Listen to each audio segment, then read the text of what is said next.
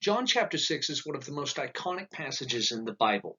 Here, Jesus will multiply the bread and the fish, he will still the waters, and he will deliver the bread of life discourse, a passage that is very iconic, but also a major bone of contention. There's a question. Is Jesus promoting the practice of the Eucharist, and is he saying you have to partake of the Eucharist in order to have life? Or, like many others have suggested, is Jesus saying that you consume him when you believe in him? And this is not a Eucharistic passage. We are going to look at both sides of the argument, and we're going to do so objectively and fairly, calling on New Testament scholars to defend each side of the line. Let's begin by reading the first 15 verses. After this, Jesus went away to the other side of the Sea of Galilee, which is the Sea of Tiberias, and a large crowd was following him, because they saw the signs that he was doing on the sick. Jesus went up on the mountain, and there he reclined with his disciples. Now the Passover, the feast of the Jews, was at hand. Lifting up his eyes then, and seeing that a large crowd was coming toward him, Jesus said to Philip, "Where are we to buy bread, so that these people may eat?" He said this to test him, for he himself knew what he would do. Philip answered him, 200 denarii worth of bread would not be enough for each of them to get a little. One of his disciples, Andrew, Simon Peter's brother, said to him, "There is a boy here who has 5 barley loaves and 2 fish, but what are they for so many?" Jesus said, "Have the people sit down." Now there was much grass in the place, so the men sat down, about 5,000 in number. Jesus then took the loaves, and when he had given thanks, he distributed them to those who were seated. So also the fish, as much as they wanted. And when they had eaten their fill, he told his disciples, "Gather up the leftover fragments, that nothing may be lost." So they gathered them up and filled 12 baskets with fragments from the 5 barley loaves left by those who had eaten. When the people saw the sign that he had done, they said, "This is indeed the prophet who is to come into the world." Perceiving that they were about to come and take him by force to make him king, Jesus withdrew again to the mountain by himself. Verse 1 is really important, so I'm going to come back to it at the appropriate juncture. So let's pick it up, though, with verses 2 through 4. And a large crowd was following him because they saw the signs that he was doing on the sick. Jesus went up on the mountain, and there he reclined with his disciples. Now the Passover, the feast of the Jews, was at hand. The Old Testament prophets, such as in Jeremiah 16, Isaiah 19, and several other places, promise that one day a new Exodus is coming that is greater than the last Exodus. This one will not simply merit the land of Canaan. This one will yield the kingdom of God. Finally, God will reign through his servant David. Now, the mention of a mountain, the sea, and Passover activate an Exodus scene. So we know we're looking here to see what John is trying to communicate to us many times in the past, that Jesus is going to be a greater version of Moses. And the story he is trying to tell is going to be greater than the original Exodus. Now, looking ahead, the insufficiency of miracle faith is highlighted here by those who follow him due to healings, yet abandon him by the end of the chapter. John is consistently trying to show us the difference between miracle faith and signs faith. Those who have miracle faith simply follow God around or follow Jesus around so long as he is producing miracles that are of benefit to him. However, there are those who see the miracles of Jesus and they are signs. These are miracles that point to his heavenly identity. And far from just being concerned with having some bread or having some fish or having whatever might be merited them by this miracle, they become interested in the identity of Jesus. It's okay to look to these signs so long as you're not just looking to them for yourself. You should be looking to them because they teach a lesson about Jesus. Each sign, each miracle is a sort of parable in itself to teach about Jesus and his kingdom.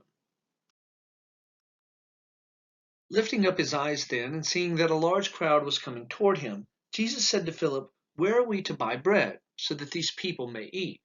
And he said this to test him, for he himself knew what he would do. Now, when this story is related in the Synoptic Gospels, they do not add that little tidbit that Jesus already knew what he was going to do, and he was just testing him.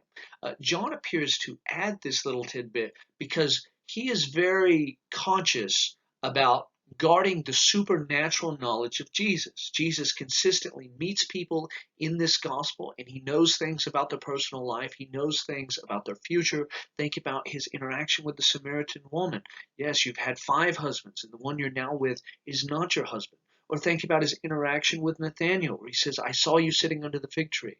And John doesn't want to risk the reader reading this and then thinking, well, Jesus doesn't know what he's going to do.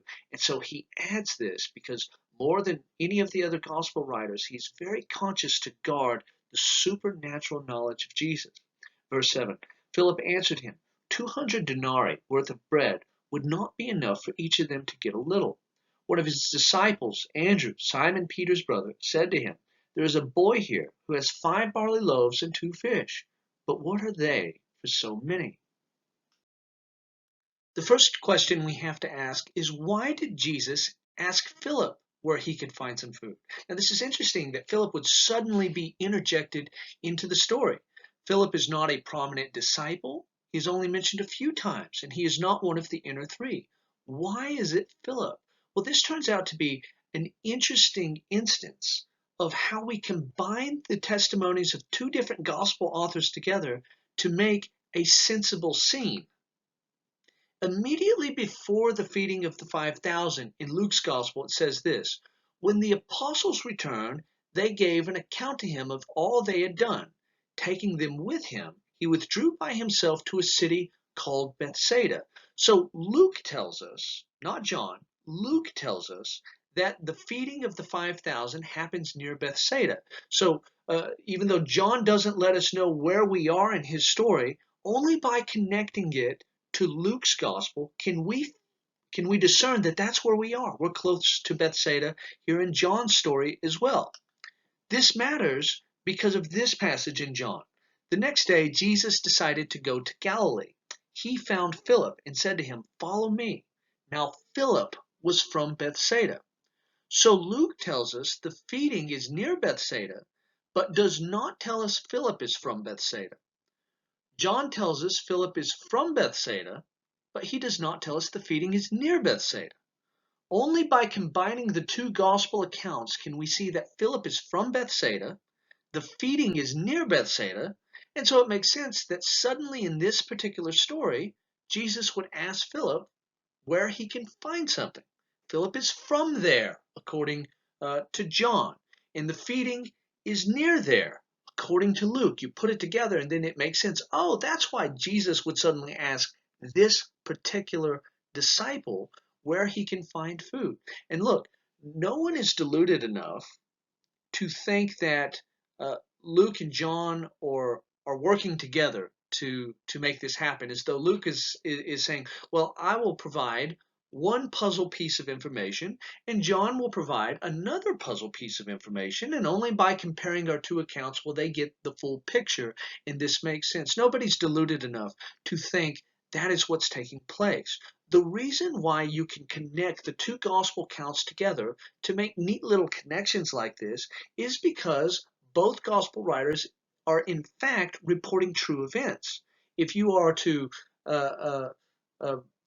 interview 2 different people who see a wreck, even if they're not corresponding intentionally, even if they're not corroborating their accounts, you will likely be able to connect different puzzle pieces of information together to get a fuller picture. And you'll be able to do this because they are both experiencing something that actually happened. They're both relating a story about something that actually happened. And so it is here with the Gospels. Now, if you are interested in this sort of thing, I highly recommend this book, Hidden in Plain View, Undesigned Coincidences in the Gospels and Acts, where Lydia McGrew gives you an entire battery of instances like this where something only makes sense if we connect the different accounts of the Gospels together to get this fuller picture, which in itself is an apologetic, it's an evidence suggesting that our Gospel accounts are historically reliable and they do not disagree with each other as much as some have alleged. It says specifically that these are barley loaves, not just that they're loaves of bread. We're not open to the speculation that they might be wheat. These are barley loaves. Barley loaves were coarse, the food of the poor, And the fish were either dried or pickled fish, or perhaps a fish paste to give the bread some flavor. You likely do not envy the eating experience of those who come 2,000 years before us, who would take fish paste and put it on their bread and eat it. That just doesn't sound very appetizing to me. Philo, who writes in the first century, describes barley as a foodstuff of somewhat doubtful merit, suited for irrational animals and men in unhappy circumstances. So this is the food of the poor. This boy who has these loaves, he doesn't seem to have something very special. The fish is probably a little bit better, but the barley is not a very happy token of one's diet, if I can put it that way. John's mention of the barley loaves is so important because it shows us what is going on here typologically, what is taking place here in relationship to Israel's story. Now, immediately after Elisha purifies a poisonous pot for some other prophets, we get this. A man came from Baal Shalisha, bringing the man of God, that is, bringing Elijah, bringing the man of God bread of the first fruits, 20 loaves of barley. That's interesting because Jesus has 5 loaves of barley. Elisha has 20. 20 loaves of barley and fresh ears of grain in his sack. And Elijah said, "Give to the men that they may eat." But his servant said, "How can I set before 100 men?" So he repeated, "Give them to the men that they may eat. For thus says the Lord, they shall eat and have some left over." So he set it before them, and they ate and had some left, according to the word of the Lord. Elijah takes 20 barley loaves, and he feeds 100 men and has some left over. That is an impressive miracle. But look at what Jesus has done. Less loaves, he only has 5, and he has to feed 5,000 men. And not only does he have some left over, he fills 12 baskets. Now, we have known to look at Jesus through the lens of Elijah ever since his ministry began, because Elisha took over from Elijah at the Jordan River, and there he was anointed with a double portion of God's Spirit. Well, Jesus took over from John the Baptist at the Jordan River, where he was anointed with God's Spirit. So we know that Jesus and Elijah, they have this resonance, they have this similarity. They both got anointed by the Spirit at the Jordan River at the launching of their ministries. But now we see that Jesus is not just a new Elijah, he's a better Elijah. Less loaves, more people, and more food left over. And when you look at the structure of the story, it's very similar to how this happens. You know, especially when you read it in the synoptics, Jesus tells his disciples, "Feed these people." And they're like, "Well, how are we going to feed so many?" Well, here, Elisha tells his servant, "Put the food before them." And he's like, "Well, how are we going to feed so many?" And he says, "Do it anyway." So a striking resonance here between Elijah and Jesus, because Jesus is the fulfillment of the prophetic office. The prophetic office of the Old Testament was pointing to Jesus all along. Jesus said, "Have the people sit down." Now there was much grass in the place, so the men sat down, about 5,000 in number. "The Lord is my shepherd, I shall not want. He makes me lie down in green pastures. He leads me beside still waters. You prepare a table before me in the presence of my enemies. You anoint my head with oil. My cup overflows." Why is this important? Why are we talking about Psalm 23? Well, it's very interesting because it says, "The Lord is my shepherd, I shall not want." That is, he is going to provide for me. He makes me lie down in green pastures. Interesting that Jesus has these people sit down on the grass. They're there at a time of the year when there's actually grass, because this was not year-round. And indeed, other Gospels tell us that the grass was green. So he's like the shepherd of Psalm 23. He's going to provide for them. He's going to have them lie down in green pastures. Now it's so interesting, the next line of the psalm. It says, He leads me beside still waters. What is the very next thing Jesus is going to do after having the people sit down in the green grass? He's going to still the waters. Interesting. Now it says, You prepare a table before me in the presence of my enemies. You anoint my head with oil. My cup overflows. Now that particular text, it does not infringe so much on the sequence of John's gospel, but it's interesting that in Mark's gospel, our oldest version of the story, because Mark is the oldest gospel that we have, Jesus feeds the people, has them sit in the green grass. Then he stills the water, and then he prepares a table before them in the presence of their enemies. The very next story, they're eating, and then the Pharisees come along and they say, Well, why do your disciples eat with unwashed hands? And this allusion to Psalm 23, it not only makes so much sense because of the order of the story here, because the structure, the thematic flow of these two stories, they match one another. But remember, it wasn't that long ago that John dropped this little tidbit when Jesus began to do signs in Jerusalem. He says, Now there is in Jerusalem by the sheep gate. There's all these sheepish and shepherd like resonances. And then again in John chapter 10, it's going to say, I am the good shepherd. The good shepherd lays down his life for the sheep. I am the good shepherd. I know my own, and my own know me. In the Jewish tradition, Psalm 23 had its own legacy. It had huge impact, indeed, on later passages in the Old Testament and in the New. There's a whole book written just on Psalm 23. It's fabulous, and in terms of the effects it had on the rest of the Bible. Very well known text. And then when you have a gospel that has all these shepherd statements concerning Jesus, and then you have this story here where Jesus is feeding the people, and then he is stilling the waters, and it thematically matches Psalm 23. Well, we know this isn't something we're seeing that isn't really there. This is really there. This is the Gospels using Psalm 23 to say that Jesus is the Good Shepherd. Earlier, I pointed to Lydia Gru's book on undesigned coincidences in the Gospels. Well, we have another one right here. In Mark's Gospel, it specifically tells us that the grass was green. But Mark does not tell us what time of the year it was. John supplies that it was at Passover time. Now, like I said earlier, there's not always green grass throughout the land of Israel. It depends on what time of year it is. Mark tells us that the grass was green. John tells us that it's the time of Passover. You put these together and it's a perfect fit because it's around Passover, that is March, April, that you would have the most green grass in the land of Israel.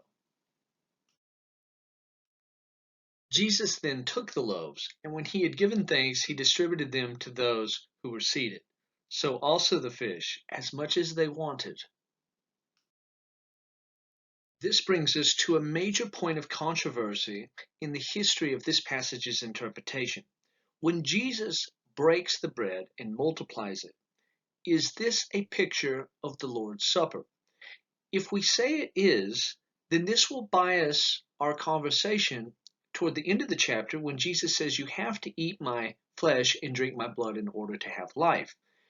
It is more probable at the end of the chapter that he's talking about the Eucharist there if he did a miracle here that points to the Eucharist.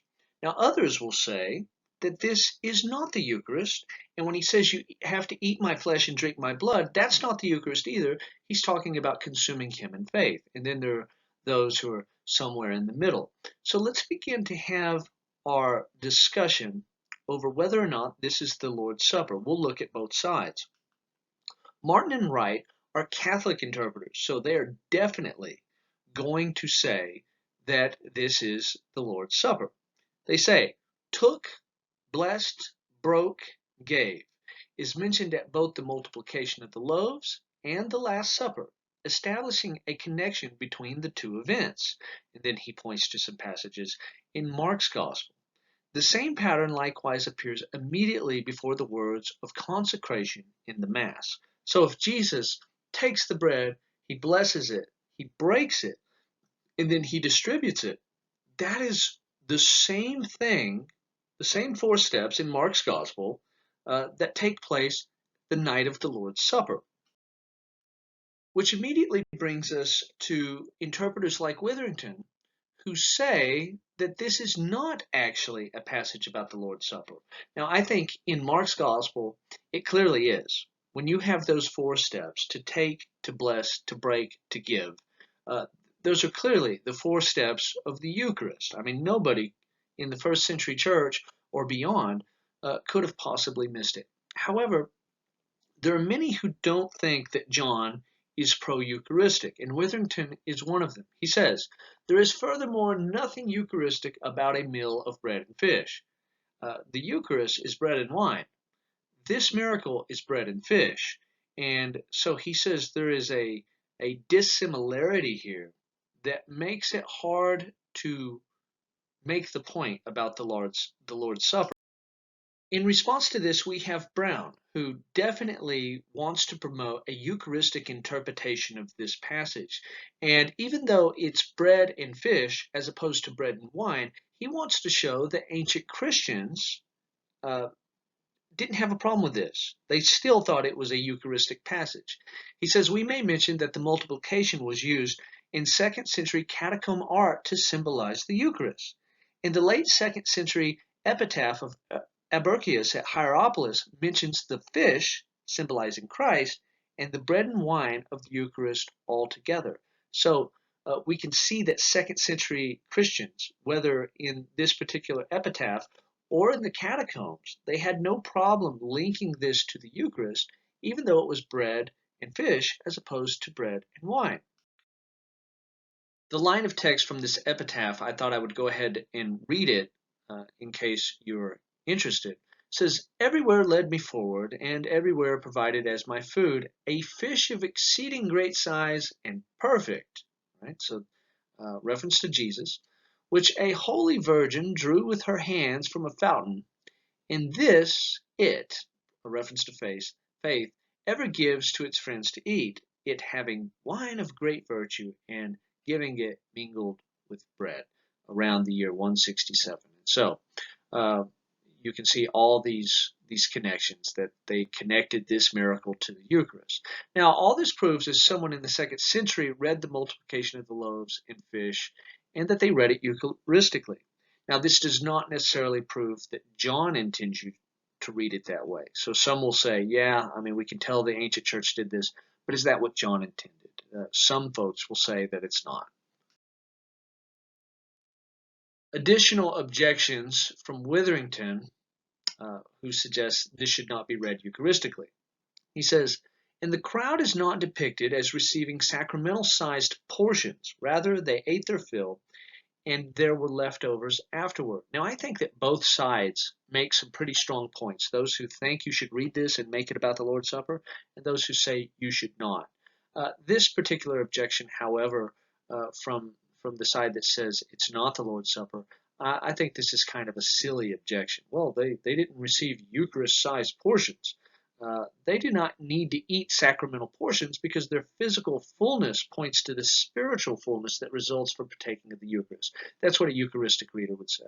That these are signs. These miracles are signs that point to spiritual realities. They eat to fullness because it points to the spiritual fullness you have when you partake of the Eucharist. So this point is made by Witherington. I don't think it's a very good one. The third one, however, presents more of a challenge to Eucharistic reading.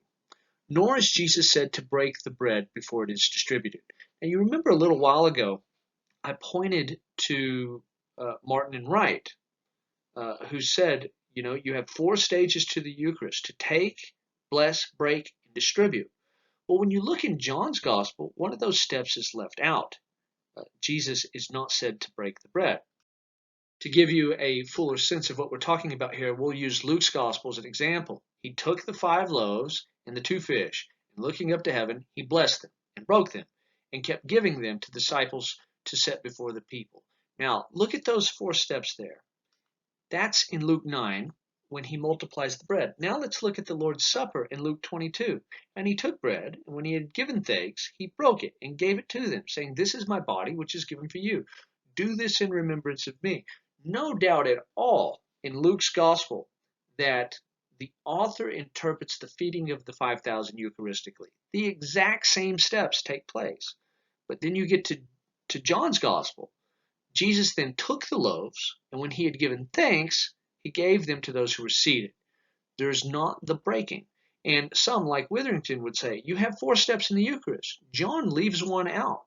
And not only that, when Jesus meets with his disciples the night before he dies, there's no institution of the Eucharist. This is the only gospel where Jesus doesn't take the bread and say, well, this is my body. And then he takes the wine and says, this is my blood.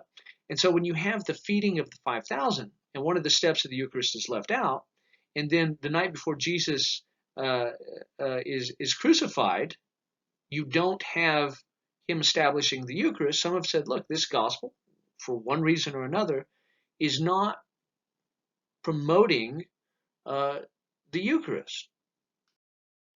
But there is another way to see this, and this doesn't necessarily mean that John is downplaying the Eucharist because he dislikes the ritual, but it may be that John's theme of Jesus as the Passover lamb is coming into conflict with the idea that Jesus is the bread broken in the Eucharist and in the feeding of the 5,000. Let me show you what I mean.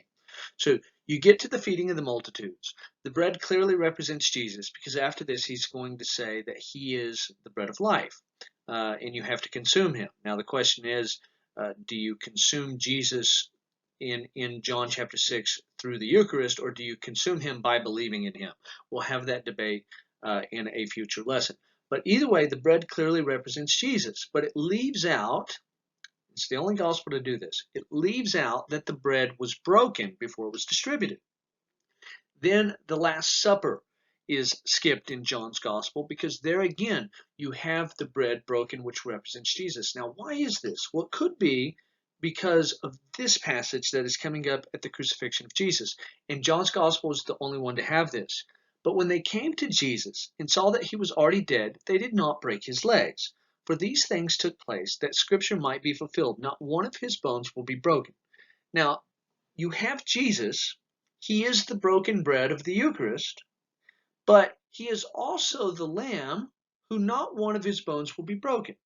And John cares a lot about this Passover theme of Jesus being the Lamb of God.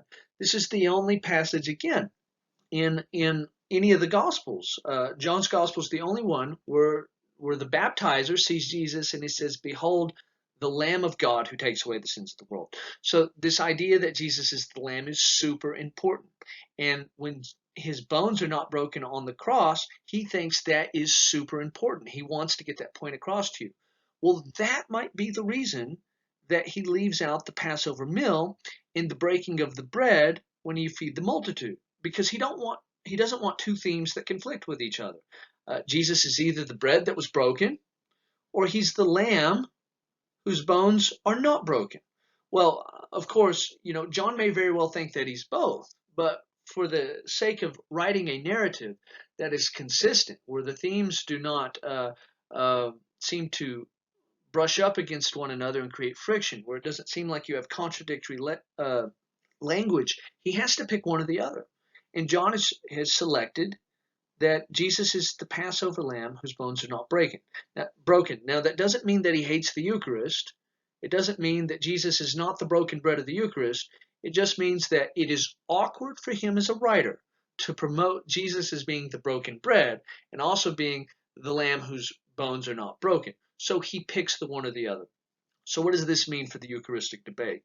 Well, it means, one, that John may not be as against the Eucharist as some suppose, since he doesn't have the Lord's Supper before Jesus is crucified. A lot of people have taken that to mean that he's really trying to downplay the Lord's Supper, probably has some theological opponents who are exaggerating the value of the Lord's Supper, and so he's trying to downplay it. Some people see it that way.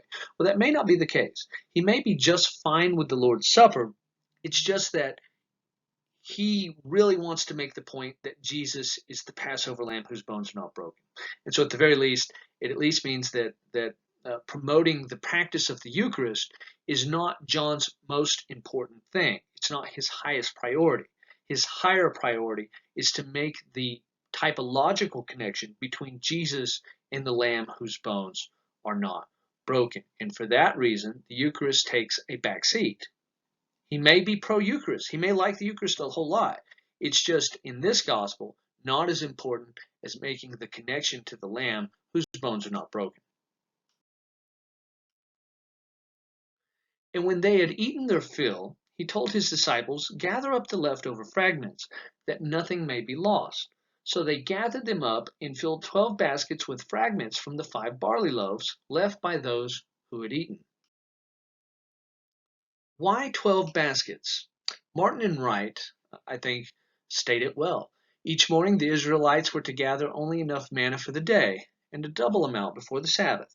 If any manna was kept for the following day, it would spoil.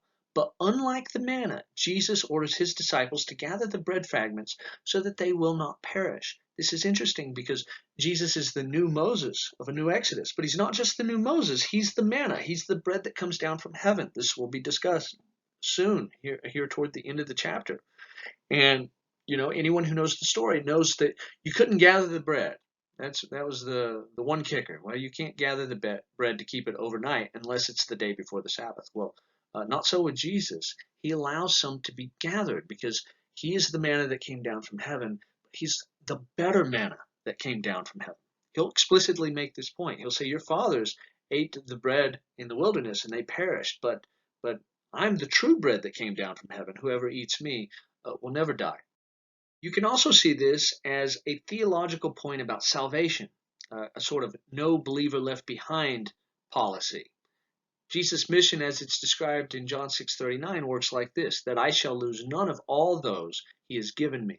If we imagine that Jesus gathering in the bread represents him gathering in his church, and that no one gets left behind, that all those who are given to him will come to him, and he will keep them, and he will save them. There are some who have made this connection, and that's why he gathers up all the fragments, leaves nothing behind. But Osborne says probably the best interpretation is the restoration of the 12 tribes in Jesus' choice of 12 disciples to form the nucleus of the new Israel. All this Exodus stuff, the mention of a mountain, the mention of the sea, the bread that comes down from heaven, this is all Exodus stuff. And the prophet said that when the exile ends, there will be a new Exodus. I said this earlier.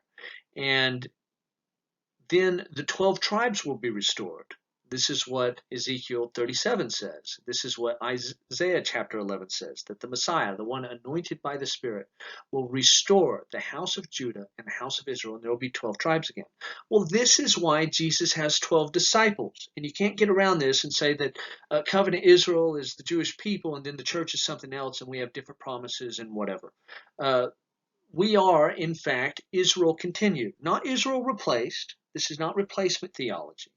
But Israel continued, as Paul says in Romans chapter 11, that Israel is an olive tree, and the branches who don't believe in the Messiah are broken out of the tree. If you don't believe in the Messiah, you are no longer covenant Israel. He says this.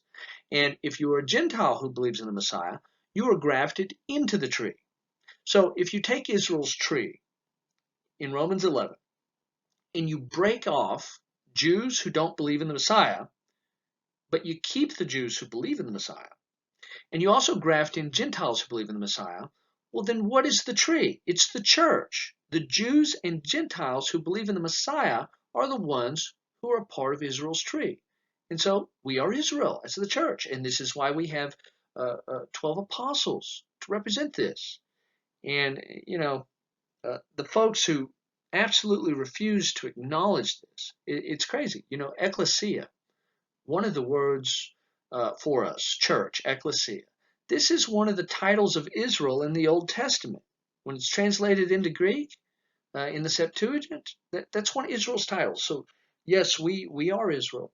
And this is why Paul says in Galatians that if you are in the Messiah, you are Abraham's seed and heirs according to the promise.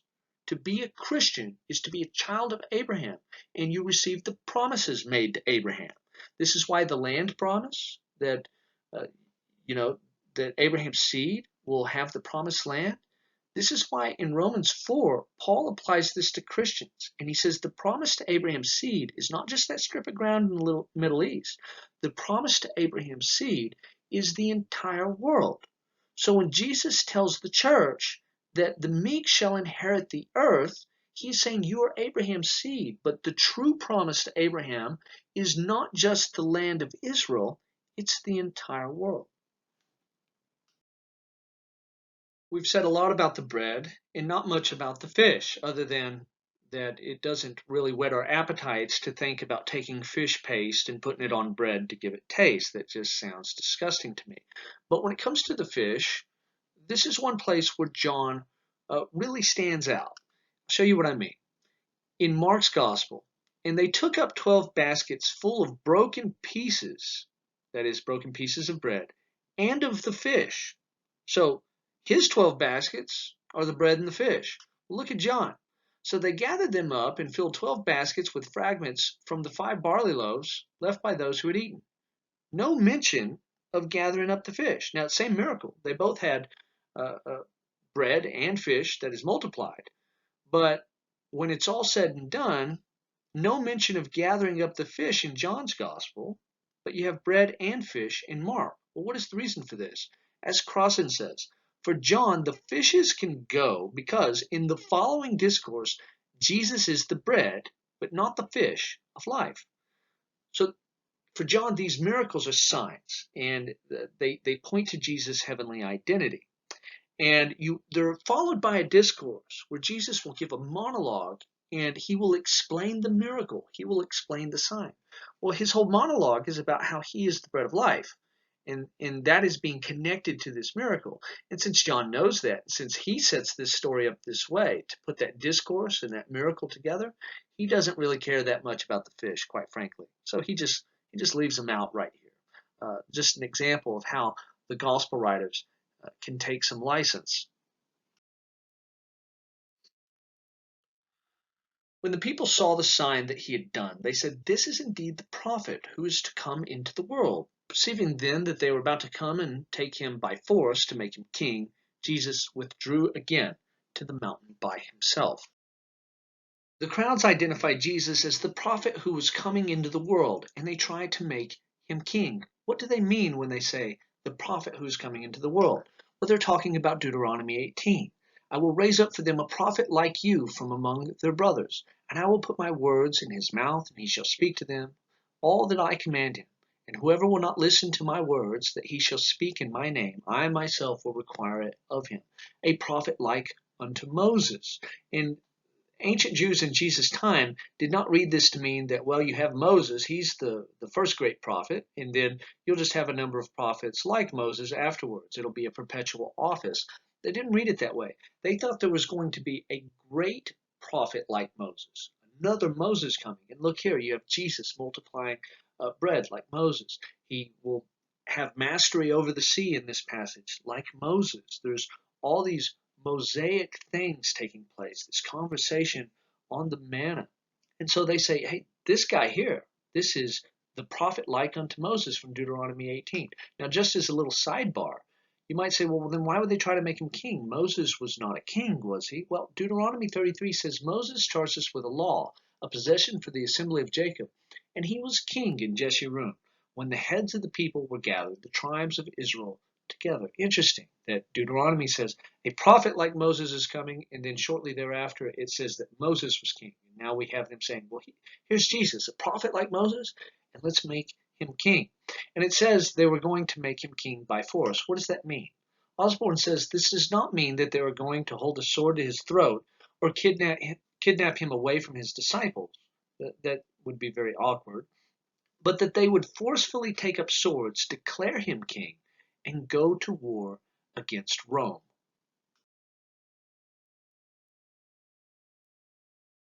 This brings us back to the very first verse. Remember the way that John sets the stage. He says that they are at the Sea of Tiberias. He does not simply call it the Sea of Galilee. He says the Sea of Tiberias. This chapter began by mentioning Caesar Tiberius. Now we see Jesus contrasted against traditional kingship. A similar contrast happens here. This sea had been renamed after Caesar. He was Lord over the sea. Jesus is about to contest this claim when he goes out and walks upon the sea. Caesar is not Lord over the sea. Jesus is. And it's interesting that you have this political stuff going on. You begin the chapter by talking about Caesar, and now the people want to make Jesus a king like Caesar, a king whose kingship is sustained by violence. But Jesus says no, because his kingdom is not like Caesar's. His kingdom is not going to get around in the world on the basis of violence. This all points ahead to when Jesus finally has a conversation with Rome, Pontius Pilate, the Roman governor, and Jesus tells them that my kingdom is different than yours, and it's specifically different in relationship to the subject of military violence. My kingdom is not of this world. If my kingdom were of this world, my servants would have been fighting that I might not be delivered over to the Jews. But my kingdom is not from the world. In the nation states of the world, whether we're talking about Rome, France, Russia, the United States, whatever, these fallen countries, people fight and die to defend their leaders. But Jesus is saying, my kingdom's not like that. We don't walk arm in arm with military violence. This is a kingdom of nonviolence. And and so he's not going to be taken as king so that he can have a forceful kingship in chapter 6. He's going to stand in front of Pilate and he's going to say, this is what makes our kingdoms different. Uh, uh, uh, Rome's kingdom is based on violence.